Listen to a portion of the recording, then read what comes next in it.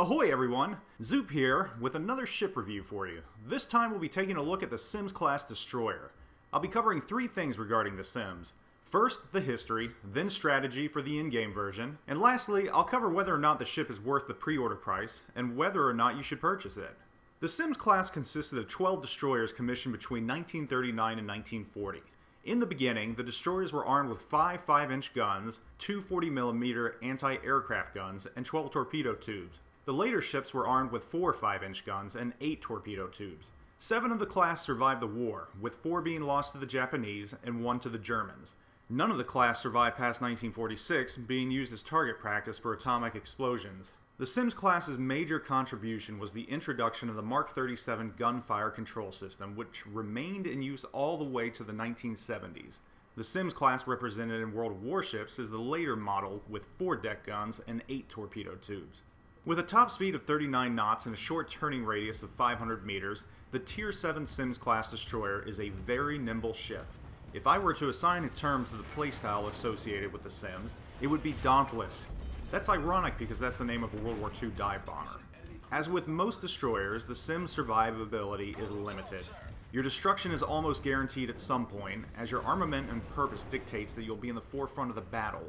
That's not really the best place to be for a destroyer, because you already are the weakest class of ship in the game. Despite this, the Sims boasts a decent set of guns, and it has a fairly decent anti-aircraft capability. There are ways to increase your odds of survival.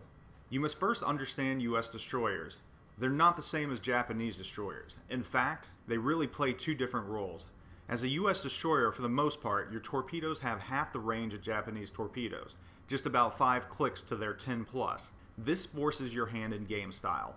However, you do have more guns than your Japanese counterparts. So keeping that in mind, here are your 3 roles.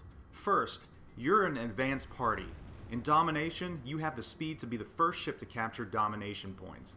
That's easy points for you and your team. Second, you are an escort. You provide close-in protection for larger ships, but more importantly, you provide concealment with your smoke generators. When you get to your destination, generate that smoke to provide you and your team concealment. Lastly, you are a destroyer hunter. Don't bother attacking larger ships with your guns unless you have no other option. Keep those Japanese and American destroyers away and don't let them launch their torpedoes. This is your most important job.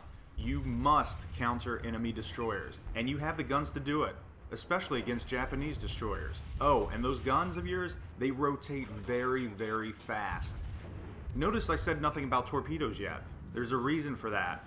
When you play as a Sims class in an offensive role, you must be careful. Never get caught in open water. It's a death sentence. You must use cover and concealment to your advantage. Cover is your terrain that enemy gunfire cannot penetrate. Concealment is your smoke. If you want to be a good offensive asset and make use of your torpedoes, you must learn the maps well. It is essential to use the terrain to your advantage, lurking along the coast. Due to the short range of your torpedoes, the best way to attack an enemy ship is by surprise, turning the corner of key terrain as they are. Be prepared to run immediately after you fire your torpedoes though. Ships seldom travel by themselves. Once you reveal yourself, you need to pop smoke if you still have it, turn and run. When you are attacking or fleeing and there is no cover or concealment, use your quick turning capabilities and speed to your advantage. You are a hard target to hit. Never run in a straight line. Always move in a gentle S shape to make yourself harder to hit. Remember, a single broadside from a larger cruiser can take you out in entirety. Fortunately, your armor isn't horrid.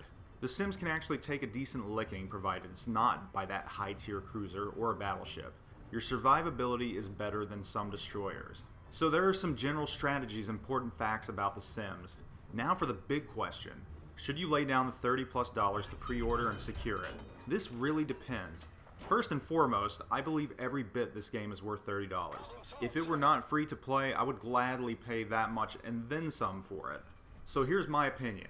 If you've not unlocked any of the destroyers and have focused solely on cruisers, I think it is worth it just so you can bypass the work needed to unlock the destroyers. The Sims has been very fun to play with. Also, if they're still offering the beta to those that pre-order, and you don't have the beta yet, it is definitely worth it. The other important thing to remember is that the Sims and other 2 pre-orderable ships will transfer over when the game goes gold. That's one Tier 7 ship in your inventory right off the bat. For me, it was worth it, and I think for most it'll be a decent choice. So there you have it, my thoughts on the Sims and how to use it. A lot of what I've said about the Sims stands true for most, if not all, US destroyers, so you can pretty much use what I said with other classes. Anyhow, that's the end of the review on the Sims, so follow me for more ship reviews in the near future, and I will see you all soon. Zoop out.